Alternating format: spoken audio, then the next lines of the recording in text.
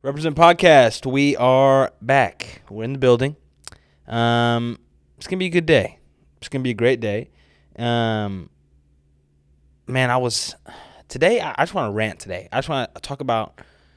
I feel like God showed me something the other day, and I kind of went home with this idea that He gave me, and it really stuck with me, and I started to really kind of go into it a little bit and pray about it, and it really just helped me.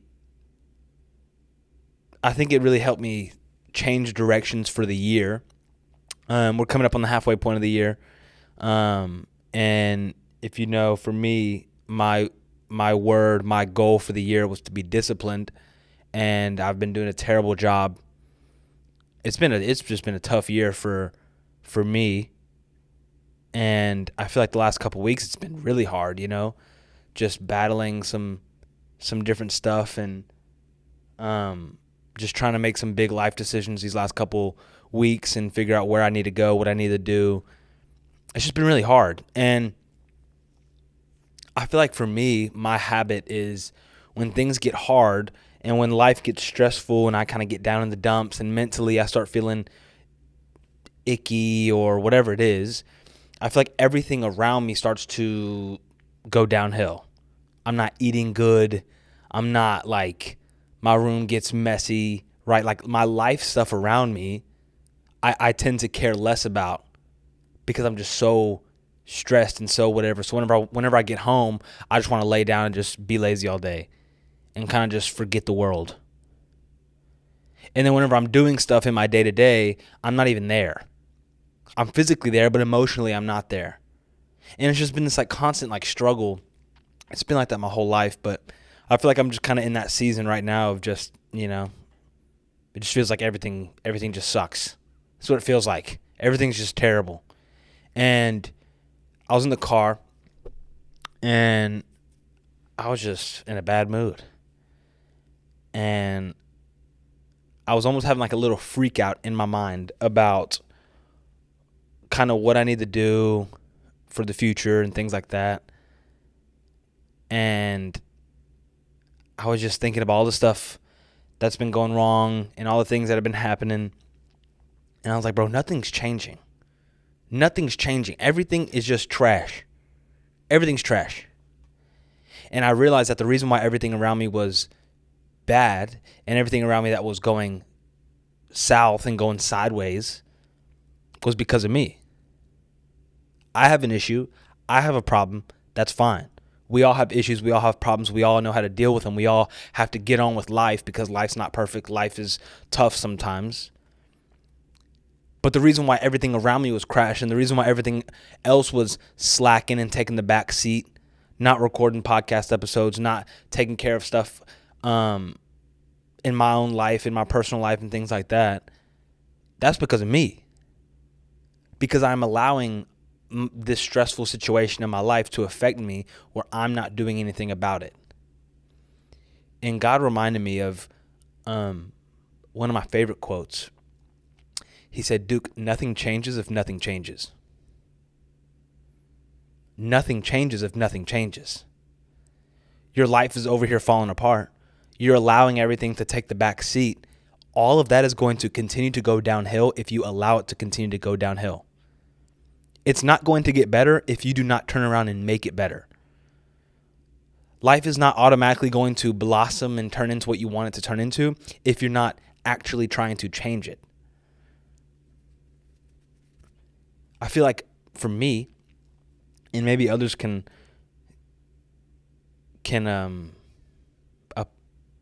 identify with this as well, I kind of just will wallow in self-pity for a minute of just life, gross. While everything is going bad, then I get aggravated that everything's going bad and it's just bad. And God's like, hey, nothing changes if nothing changes. These aren't going to change if your attitude doesn't change. These things aren't going to change unless you go pick it up, unless you go fix it, unless you go do something, unless you go talk to them, unless you go do this. And that it really just refreshed me and it reminded me of the word for the year, discipline. Be disciplined to get up and make change. You are the one to make change. That's what we are here for. Even as a gospel approach, which that's not what we were taking originally in this episode, but in a gospel approach, that's what Christians are here for, is to make a change, is to come into a world that we're not welcome into, and to help people see what God has for them in order to make a change in their life. That's what Jesus did, and that's what the Holy Spirit is trying to do through us. But nothing is going to change if you are not the one to go and make a change. And sometimes the first change that needs to be made are changes in your personal life, and that's what it was for me. And we get so caught up on our own selves, and we get caught up on what we're doing and what we want to do and what we're searching for, that everything around us seems to take a back seat. And then life ends up getting harder because these things are suffering. And God's like, hey, if you're not going to change it, it's not going to change. And I was like,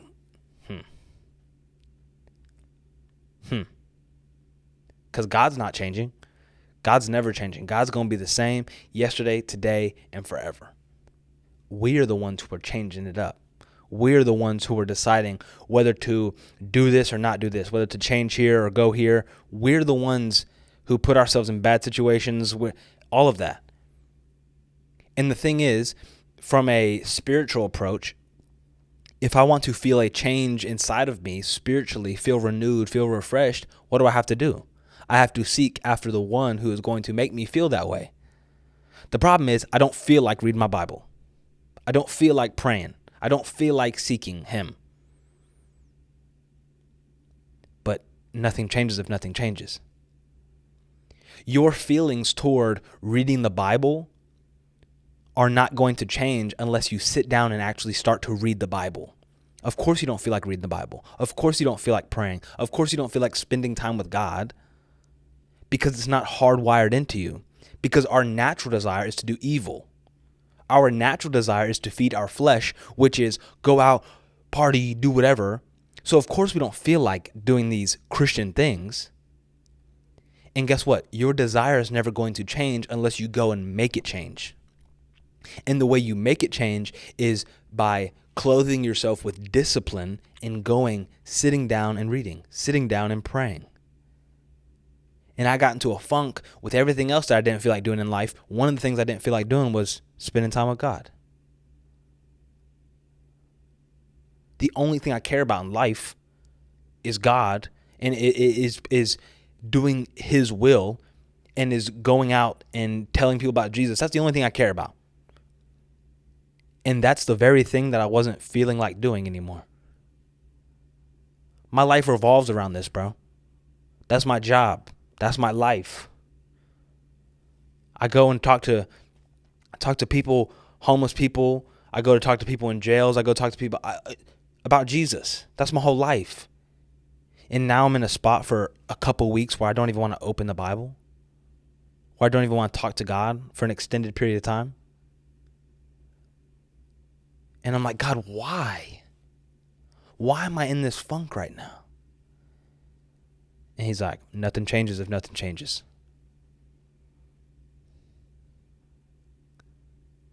And it reminded me of like new Christians. And I think a lot of people, whether they're new Christians or whether they're looking at Christianity, one of the things they look at is all the things that you can't do. Well, you can't do this, you can't cuss, you can't, some people are like, you can't get tattoos, you can't drink, you can't do these, you can't party anymore, you can't, and it's all you can't. But what they don't say is, hey, you can do this, you get to do this, you get to do this. But what they're more interested in are the things you can't do, because those are what you desire doing. But what new Christians want people have to understand is once you become a Christian and you put on discipline and devote yourself to God, you will get to the point where you don't care if you can't do these things because you don't want to do them anymore. It's hard for people who aren't Christians to understand, what do you mean you can't party? What do you mean you can't smoke and drink? What do you mean you can't do these things? Yeah, I can't. and I don't want to, because I have disciplined myself to spend time with God. And because I have done that, I don't want anything else. You can have this world. You can have it. I'm with God. I'm here with my purpose. I'm here with what He has for me. You don't just wake up a morning and be like, "Oh my gosh, I hate all the things of the world and I love all the things that God has for me." You don't wake up and do that, man. It grows from your discipline. But that's not going to grow if you don't have the ambition to change. There's a lot of Christians, man. There's a lot of people. I have been a part of the journey of them going from just unbeliever to believer. I've been in the process with dozens of people of watching them come to life with God and build a relationship. And I've seen a lot of people do that, and then they're just doing the same thing that they've always been doing. And some people are like, "Are they actually a Christian? How are you a Christian and you didn't change? You got baptized, but you're still doing all this whack stuff. You do all these things." It's just because they did not put their discipline, they did not put their ambition into changing. They realized that, oh, it isn't a get dunked in the water and your desires change. No. Every single day you have to fight your evil desires. You don't reach a point in Christianity of being a follower of Christ and one day your desires become 100% for God. Oh, all of a sudden, all I want to do is serve God, and all of a sudden, I don't want to do anything in the world. That's not true. You see pastors every day in some scandal, cheating on their wife, doing over here, cussing somebody out, doing something evil, doing something immoral. Pastors, man, for years.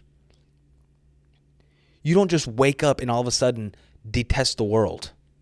Every day you have to decide, I do not want to be a part of this. Every day you have to decide, I want Jesus more than I want the things of this world. And whenever you look at your life and you see, okay, I have a problem here. I have a problem in my life right here. In order to change it, you have to change it. In order for it to change, you have to make a change. And maybe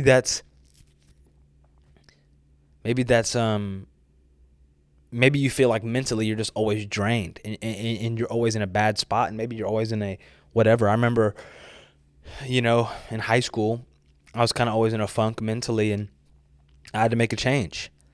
I had to start hanging around different people. I changed up my friends. I changed up what kind of music I was listening to, and then all of a sudden I was feeling good again. I had to make a change. I didn't want to drop these friends. My best friends in the whole world, man. All of a sudden, second half of high school, I'm not talking to them anymore. I had to make a change. They weren't actually good for me. I had to make a change in my music. I love rap music. All I was listening to was these rappers talking about nothing good. Had to make a change. That was like junior high coming into high school. All my music was terrible. And then in high school, it was my friends, and I had to make a change there. And now I'm a young adult person dealing with different little things on life. And what happens? I have to make a change. Notice how you don't just make a change one day and then the rest of your life you're just Gucci. Every day there's going to be something that you have to look at and say, okay, I want to change that. That's what we have to do. You have to walk somewhere and bring the change. But sometimes we don't do that. And we like to blame our surroundings. Well, our surroundings are trash. But what we're really doing is we're hiding behind the fact that I just don't want to do that. That's lame. I don't want to do that. That's fun. I don't want to do that. I'm lazy. I don't want to do that. Because we don't have discipline to do so. Bro, I'm over here messing with my hair. I can't tell how bad it actually looks, but I'm pretty sure it looks bad. Anyways. Nothing changes if nothing changes. It's that simple. Jesus came to bring change. And not just to bring change, but to be the change. And to help people see, hey, if you can follow me, you then will be people of change. But in order to be the change, you have to change what's going on in your own life. And that's why I've been struggling recently is I haven't been efficient or effective in what I'm supposed to be doing, helping others, because I've been messing around doing nothing in my own life. We talked about it before. Roots dictate what kind of fruit come out. And I haven't been producing good fruit for a while because I haven't been dealing with the roots inside of my life. And God's like, hey, your roots are never going to change if you don't go in and change them. If you don't change up your schedule, if you don't change up your priorities, if you don't change up giving me time or not. You can deal with these roots. We have free will. God lets us do whatever we want. He'll watch us fail. And God's like, nothing changes if nothing changes, my friend. That's just what he's been showing me a little bit. And today has been a good day today. I feel like I've really been just trying to get into that a little bit and understand what that means for my life. And that's why I kind of figured just talk about this today, is because it's just kind of something I've been working through, and I figured what better way to work it through than just talk about it and figure it out. But our life is filled with evil desires and ambitions and everything. And God knows that that's what we naturally want. But if you have discipline, your feelings will change. Your ambitions, your wants, your desires will change. But they're not going to change if you don't make a change. The definition of insanity is doing the same thing over and over and expecting a different result. That's what a lot of Christians look like. That's what I look like. I look like a straight up fool. But that's all I know, fam. Don't look like a fool. Make a change. Be disciplined. And understand that to make a change, you may have to discipline yourself and do something that you don't necessarily want to do. But if you continue to do the right thing, even though you don't want to do it, eventually your heart will change where you do want to do it. You don't want to read the Bible sometimes. You don't want to pray sometimes. You don't want to help those people. You don't want to love them. You don't want to take care of them. You don't want to call your mom back. You don't want to do these things. But if you continue to discipline yourself and do it, then guess what? Your heart will change. I want to do this. I see the fruits of this. I care about this. That's all I know. Nothing changes if nothing changes. God put something inside of you for you to go help bring change. But in order to do that, you have to bring change in your own life first. Allow God to change the inside of your life first. That's the big thing. A lot of times you think you're in control. God's the one who brings change. You just have to allow him to bring the change. It's hard to allow him to bring the change if you're not giving him time to make that change, aka reading your Bible, praying, seeking him, things like that. You just got to do it. And maybe I'm the only person on the planet dealing with this, but I don't think so. So we'll see. Anyways, short episode, just ranting about change. But that's all I got. Thanks for joining. It's been real. Represent Podcast every single Tuesday. Follow us on all social media if you want. If you don't, that's fine. I just got a text message. It's nothing important. Love y'all. Have a great week. Bring change. Be the change. Be disciplined to do something about it. We love you. Peace.